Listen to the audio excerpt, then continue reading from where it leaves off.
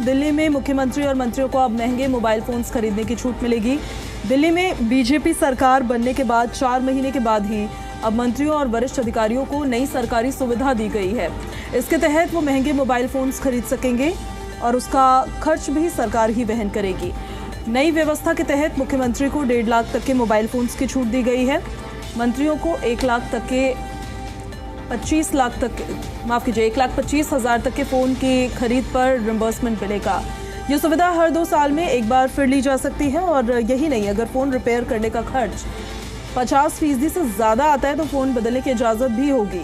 मुख्य सचिव से लेकर निजी सचिवों तक के लिए भी फ़ोन लिमिट तय की गई है। सभी के मोबाइल बिल्स और इंटरनेट खर्च भी सरकार उठाएगी। 2013 के मुकाबले अब ये लिमिट 2 से 3 गुना तक बढ़ा दी गई है। दिल्ली में सरकार बदलने के बाद अब मंत्रियों और वरिष्ठ अधिकारियों के लिए नई मोबाइल पॉलिसी लागू की गई है। मुख्यमंत्री और मंत्री अब महंगे मोबाइल खरीद सकेंगे और उसका खर्च जो है वो सरकार उठाएगी। अब इसको लेकर देखिए जो विरोध है विपक्ष की तरफ से वो भी नजर आ रहा है और इस विरोध के मद्देनजर सौरभ भारद्वाज जो आम आदमी पार्टी के दिल्ली यूनिट के प्रदेश अध्यक्ष हैं, उन्होंने दिल्ली सरकार के मंत्रियों को कांग्रेचुलेट भी कर दिया है। कहा है कि चलिए किसी का तो विकास हो।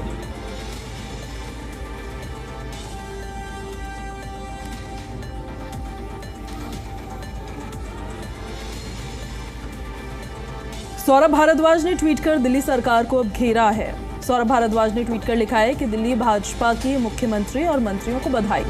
सीएम और मंत्री अब 1,50,000 और 1,25,000 का फोन और अनलिमिटेड बिल की योजना उनके लिए पास हो रही है। तो विकास होना चाहिए, किसी का तो हो ही रहा है।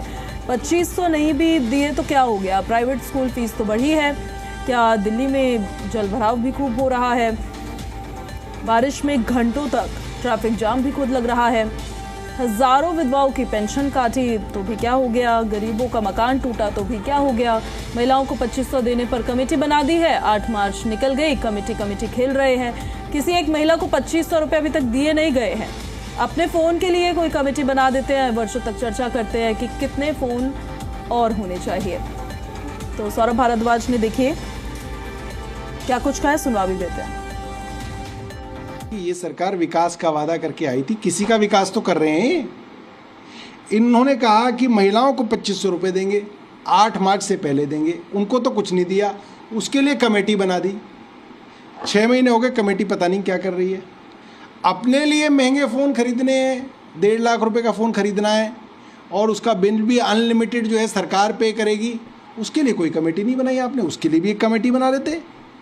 वो भी मीटिंग खेलती कई महीनों तक, वो भी रिसर्च करती कि भाई कौन सा फ़ोन मंत्री को चाहिए, कौन सा फ़ोन मुख्यमंत्री को चाहिए, कितना बिल आना चाहिए, कितना बिल सरकार दे। क्यों उस पर कमेटी नहीं बनाई गई। जहां अपना फ़ायदा हो वो तुरंत ऑर्डर बन रहे हैं और जहां जनता को किया हुआ वादा पूरा करना है 2500 रुपये का, उसके ऊपर आप कमेटी खेल रहे हैं।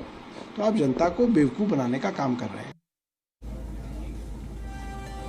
और कुछ खास मेहमान जुड़ रहे हैं हमारे साथ, उनके साथ इसी विषय पर चर्चा करेंगे हम कि कितनी ज़रूरत थी इसकी।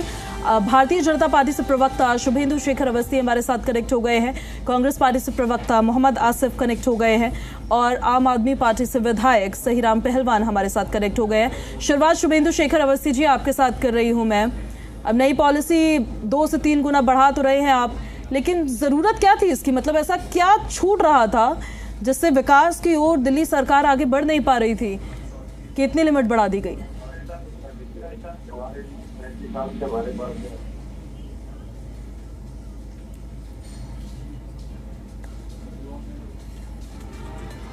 शुभेंदु जी हमारी आवाज पहुंच रही है आप तक?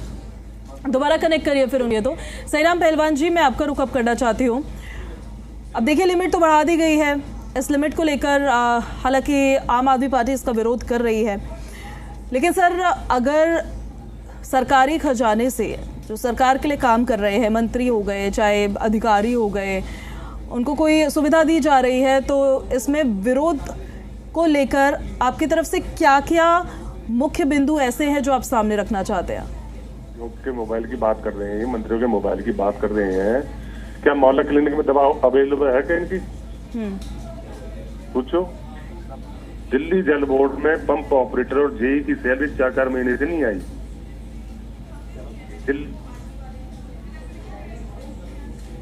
उसे डायरेक्ट वो नहीं दिख रहा इन्हें। नहीं, इनके पास मोबाइल की कमी है क्या? जब करोड़ों रुपए इस चुनाव में खर्च कर रहे हैं तो मोबाइल की क्या जरूरत है इन्हें? लग्जरी गाड़ियों में चल रहे हैं, इनके कई तो करोड़ के इनके वो दिखाते हैं, अपनी इनकम दिखाते हैं सालाना। इन्हें मोबाइल की क्या जरूरत है? सरकारी खजाने को लूटने का काम कर रहे हैं खाली। ठीक है। बेसिक चीजें आप ये देखो ना कि मोहल्ला क्लिनिक में दवा है क्या? आज एक मोहल्ला क्लिनिक में जाओगे, थायराइड की दवा नहीं है। तो सरकारी खजाने की लूट है सीधी सीधी, और कुछ नहीं है।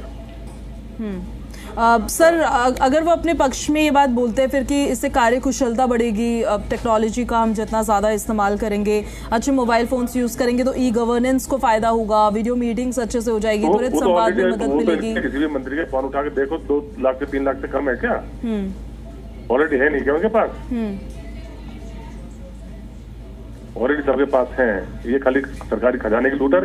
आप एवरेज लगाओ ना जी, हर 2 साल में 4 लाख का फोन, 5 साल में तो एक अधिकारी के पास और मंत्रियों के पास 10-15 लाख के फोन हो जाएंगे। तो कहाँ जाएगा ये बजट? ठीक। इससे अच्छा दिल्ली जल बोर्ड में जो पंप ऑपरेटर है, वाल में है ना, उनकी 4-5 महीने की सैलरी नहीं आ रही, बेचारे भूखे बैठे हैं, उनकी सैलरी निकाल देना। ठीक है सर, लौट रही मैं आपके पास। आरिफ जी, अगर आप कनेक्टेड है हमारे साथ, ये फैसला जो अब लिया गया है, लिमिट अब बढ़ा दी गई है, इसको कांग्रेस पार्टी इस पर क्या स्टैंड रखती है अपना? सरकारी खजाने पर इसका किस तरह का असर पड़ता नजर आने वाला है? देखिए, सरकारी खजाने से पैसा निकाल के अपने ऊपर खर्च करना तो लाजमी बात है गरीब आदमी पे इसका असर पड़ेगा। यहाँ सबका साथ सबका विकास नहीं हो रहा, सबका साथ और भारतीय जनता पार्टी के नेताओं का, आरएसएस के लोगों का विकास सिर्फ हो रहा है देश के अंदर, बाकी किसी का विकास नहीं हो रहा है। क्योंकि जो मंत्री है भारतीय जनता पार्टी के हैं, इनको क्या जरूरत पड़ गई कि सरकारी खजाने से लेके 1.5 लाख तक के मोबाइल की छूट, अभी 60 लाख रुपए मुख्यमंत्री जी के घर के लिए चाहिए थे, वो रोक दिए गए। तो किस तरीके से इस दिल्ली की जनता के टैक्स के पैसे का दुरुपयोग भारतीय जनता पार्टी और आरएसएस से निकले हुए नेता करते हैं, ये आपके सबके सामने। अगर ऐसा ना होता तो हम इस पर चर्चा नहीं कर रहे होते। चर्चा इसी बात की हो रही है, फजूल खर्ची के ऊपर चर्चा हो रही है। जो भारतीय जनता पार्टी के लोग अपने ऊपर फजूल खर्च कर रहे हैं, और ये वो लोग हैं जो कहते थे 2500 रुपए अकाउंट्स में आएंगे, वो अभी तक किसी के नहीं आए। और इन्होंने कहा था 500 रुपए का सिलेंडर मिलेगा, वो किसी को मिलना शुरू नहीं हुआ। गरीब आदमी के लिए तो एक भी काम भारतीय जनता पार्टी करने को तैयार नहीं है। अभी साई राम जी को सुन रहा था, उन्होंने बिल्कुल सही कहा। आज हालात ये हो गए, दवाइयां मिलनी वाकई बिल्कुल खत्म हो गई है। दवाइयों का ये हाल है, जो दवाइयां हैं 50% भी आज हॉस्पिटल में नहीं आ रही है। इनसे पूछिए, इनके मंत्रियों से पूछिए, ऐसा क्यों, क्या वजह रही? ठीक है, वजह बताएंगे नहीं है, क्योंकि इन्हें खर्च करना, दिल्ली के टैक्स के पैसे को गरीब जनता का खून चूस कर अपने ऊपर खर्च करना है। ठीक है, इस पर जवाब दीजिएगा आप शुभेंदु शेखर अवस्थी जी। वो कह रहे हैं फिजूल खर्ची है एकदम, विकास जनता का करने आए थे आप, अपना विकास कर रहे हैं। 40-50 हजार रुपए का फोन पर्याप्त क्यों नहीं है कि इसके लिमिट को इतना बढ़ा दिया गया है? देखिए, पहला चीज, जो लोग हम पर ये प्रश्न पूछ रहे हैं वो 1 करोड़ रुपए का पर्दा लगाते थे, और हमने तो पूरे घर का रिनोवेशन 60 लाख रुपए का बजट दिया है पूरे घर का, जिसमें टाइल्स से लेके सब सामान आना था। तो जवाब सौरभ भारद्वाज जी को या केजरीवाल जी को देना चाहिए कि 1 करोड़ का पर्दा सही है कि घर का पूरा रिनोवेशन 60 लाख होता है। दूसरी चीज, आज मैं खुद एप्पल फोन से बात कर रहा हूँ, और उस एप्पल फोन जो मैं रखता हूँ उसका कोई सस्ता वर्जन नहीं आता। 16 आज भी 1 लाख रुपए, 1,10,000 रुपए का आता है। और जो ये कम्युनिकेशन के साधन है, फोन और वाईफाई, इसमें कोई कटौती नहीं करनी चाहिए, मेरा मानना है। इनको ये पूछिए कि उन्होंने कितनी सैलरी बढ़ाई थी, कितनी सैलरी बढ़ाई थी, लोगों को पूछ के 1 मिनट में सौरभ भारद्वाज जी ने पास कर दिया था, और सभी की सैलरी बढ़ा दी, क्योंकि सभी लोग उनके थे। सैलरी बढ़ाते समय इन्होंने 1.5 लाख रुपए कर दी थी, 1 लाख कर दी थी, जो 10,000 या 15,000 होनी थी, जो सेवा के नाम पे आए थे, उनको इतनी सैलरी क्यों दी जा रही थी? आज जो एक फोन के ऊपर जो जिस पर ये ऑब्जेक्शन कर रहे हैं, 56 फोन, 56 फोन मनीष सिसोदिया जी ने खाली घपले करने के लिए बदले। मैं फिर से बोल रहा हूँ, 56 फोन। उसमें सर उन्होंने क्या किया उसका सवाल उनसे पूछा गया, अब आप जो कर रहे हैं आप उसका जवाब दीजिए। मैं बता रहा हूँ, मैं जरूरत क्या है इसकी? एक मिनिस्टर की जो रिक्वायरमेंट है फोन की, वो जरूर पूरी होनी चाहिए, उसमें कोई कमी नहीं है। देश में यदि विकसित भारत को बढ़ना है, दिल्ली को बढ़ाना है, और वहाँ पे यदि टेक्नोलॉजी की जरूरत है, हाई एंड फोन चाहिए तो चाहिए, तो 85,000 क्यों? तो 5,000 वाला फोन, बटन वाला भी फोन दे देना चाहिए था। इस पे प्रश्न नहीं होने चाहिए, बस इस पे होने चाहिए कि काम हो रहा कि नहीं हो रहा। और हमने तो कहा कि उनको तो 5 साल में एक बार फोन मिलेगा, वो भी सरकारी का फोन है, वो जब जाएंगे तो जमा करके जाएंगे। पर इन्होंने तो सबको 1.5 लाख रुपए सैलरी कर दी थी और इससे किसी से नहीं पूछा था। नहीं तो अभी ऐसा कौन सा काम रुक रहा था सर? तो भाई देखिए, जो भी लोग ऑफिशियल मंत्री बनते हैं उनको ऑफिशियल फोन दिया जाता है, और उसी के तहत दिया गया होगा, जिसकी जानकारी मेरे को नहीं है। मैं तो ये कहना चाहता हूँ कि जो लोग ऑब्जेक्शन कर रहे हैं वो गलत ऑब्जेक्शन कर रहे हैं। कल को ये पूछेंगे क्लस्टर कार में रेखा जी क्यों बैठी हैं, उनको कोई साइकिल से क्यों नहीं चली गई या स्कूटी से क्यों नहीं जा रही है? ये क्लस्टर कार उन्हीं ने खरीदी थी, अरविंद केजरीवाल जी ने, जिन्होंने कहा था कि हमको नीले रंग की वैगनार में आएंगे। तो उन्होंने 1.5 लाख रुपए की क्लस्टर कार खरीदी थी, वही गाड़ी को हम लोग यूटिलाइज कर रहे हैं। तो ये खाली प्रश्न का है, बात का बतंगड़ बनाना कोई विषय नहीं है जिसका जवाब दे सकें। तो सौरभ भारद्वाज जी इस तरीके के प्रश्नों को नहीं सर, पर आप जवाब में ये कह रहे हैं कि जो किया है वो ठीक किया है, लेकिन जब तक जो ठीक किया है क्यों किया है उसका आप जवाब नहीं देंगे, तब तक सेम ही क्वेश्चन पूछा जाएगा ना सर, कि ऐसा कौन सा काम है जो रुक रहा था, जो नहीं हो पा रहा था, जो 1.5 लाख रुपए के फोन से ही होगा बस? भाई 1.5 लाख फोन नहीं हो सकता, एक लिमिट बढ़ाई गई है। मैं जिस फोन से आपसे बात कर रहा हूँ उसका वैल्यू 1,40,000 रुपए है, जो 1 साल पहले का था। एप्पल का कोई भी फोन सस्ता फोन नहीं आता है, वो 1 लाख रुपए के ऊपर प्लस का ही आता है। यदि किसी को यूज करना है तो वो करे उस मॉडल को, किसी को लगता है कि वो एंड्रॉइड फोन यूज करना चाहे तो वो 20,000 रुपए का भी फोन है। पर इन सब चीजों से काम नहीं रुकना चाहिए जो ज्यादा जरूरी है, और सरकार खरीद रही है, सरकार के बाद भी कोई किसी को दे नहीं रही है गिफ्ट में। तो गलत है जो गलत है, इन विषयों के ऊपर ठीक है हमारा मानना है कि बहुत ज्यादा प्रश्न नहीं उठने चाहिए, और जो प्रश्न उठेंगे तो उसका जवाब भी दिया जाएगा। ठीक है, वो तो जवाब ही तो नहीं मिल रहा है। अब सहीराम पहलवान जी आप कुछ कहना चाहते हैं सर? आप एप्पल फोन यूज करते हो कि कौन सा फोन यूज करते हो? ठीक सर, अच्छा सहीराम जी को कनेक्ट करिए जरा दोबारा से। आसिफ जी आप जवाब देना चाहते हैं? कुछ इतनी एक्सप्लेनेशन दी है उन्होंने। जी मैं तो ये कहूंगा, उन्होंने कहा कि आम आदमी पार्टी के लोगों ने पर्दा इतने का लगाया, अगर दूसरे ने जो किया आप वही करने के लिए अगर आए सत्ता बदलने के लिए, फिर तो इस दिल्ली की जनता के ऊपर लानत है जो आपको वोट दिया।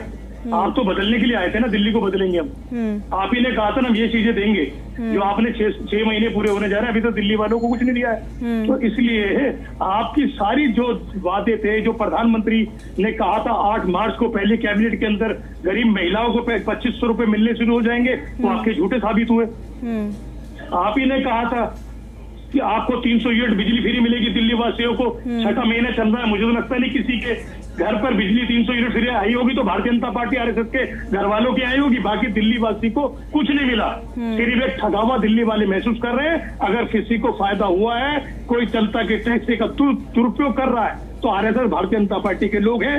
यही वो संगठन है जो दिल्ली को पूरी तरह बर्बाद कर देंगे। 70 साल तक दिल्ली वालों ने, सही कहते नहीं चुना था आपको, बिल्कुल सही फैसला था दिल्ली वालों का।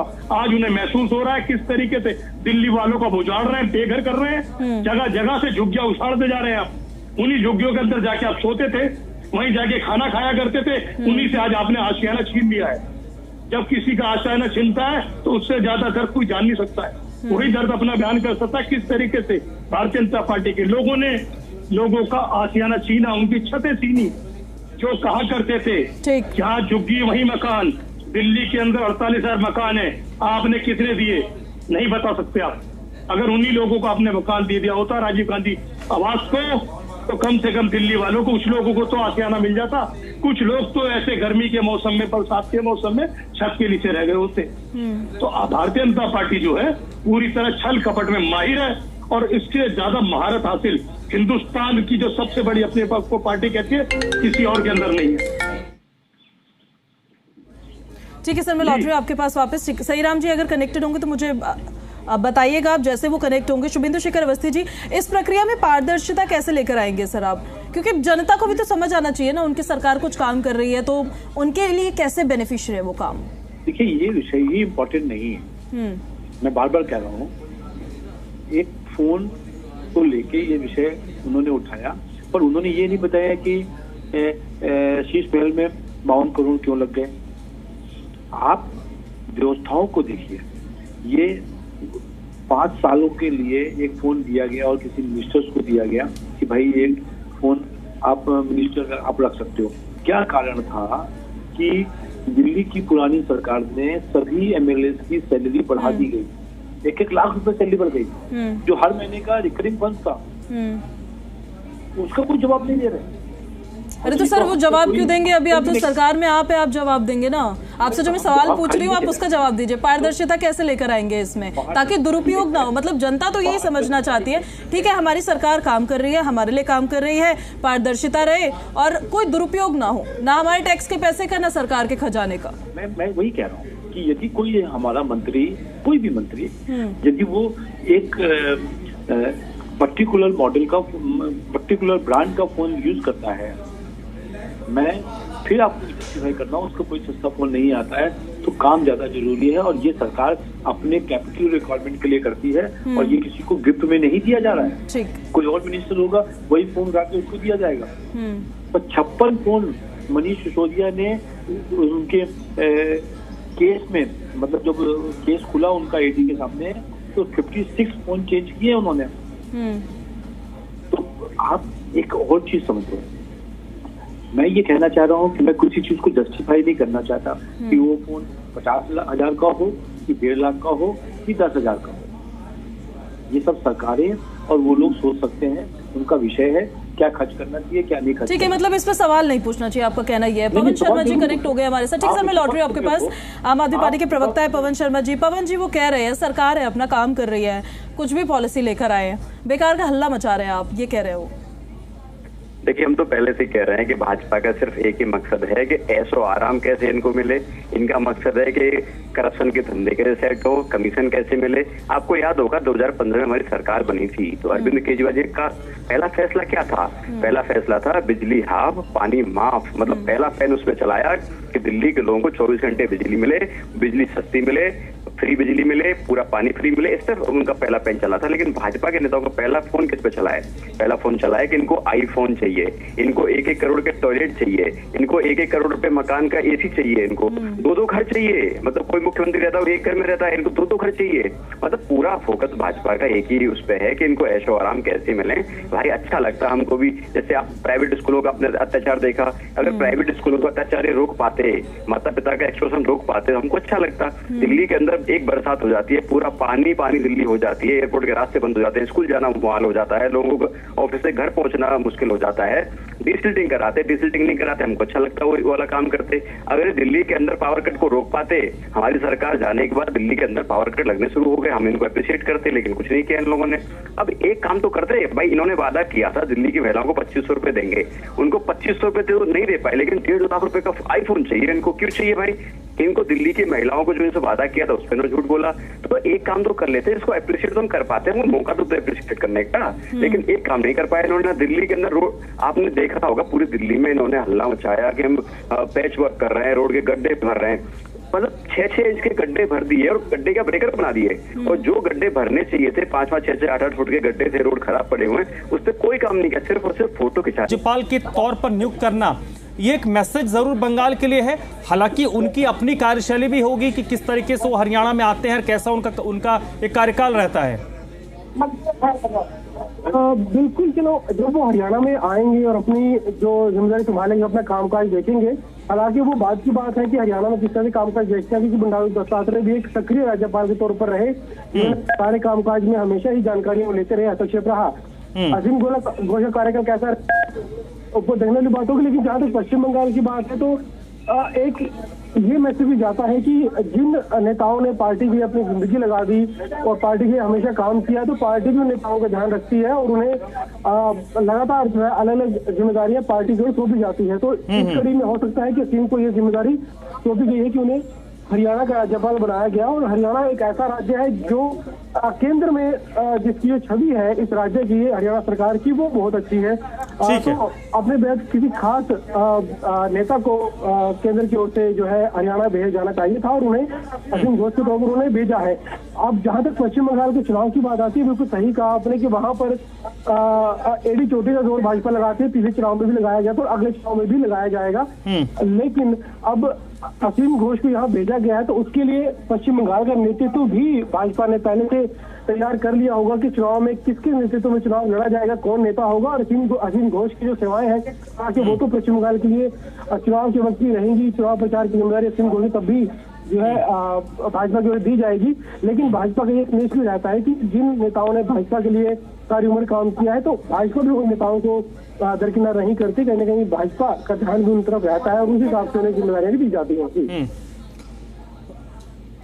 बहुत बहुत शुक्रिया विजय आपका। तो असीम घोष हरियाणा के अगले राज्यपाल होंगे और पश्चिम बंगाल भारतीय जनता पार्टी के ये अध्यक्ष रह चुके हैं और कोलकाता के पास जो पुराना कोलकाता जिसको हम कहते हैं, वो हावड़ा जिस के नाम से जाना जाता है लोकसभा क्षेत्र, वहां से ये बीजेपी के टिकट पर चुनाव भी लड़ चुके हैं।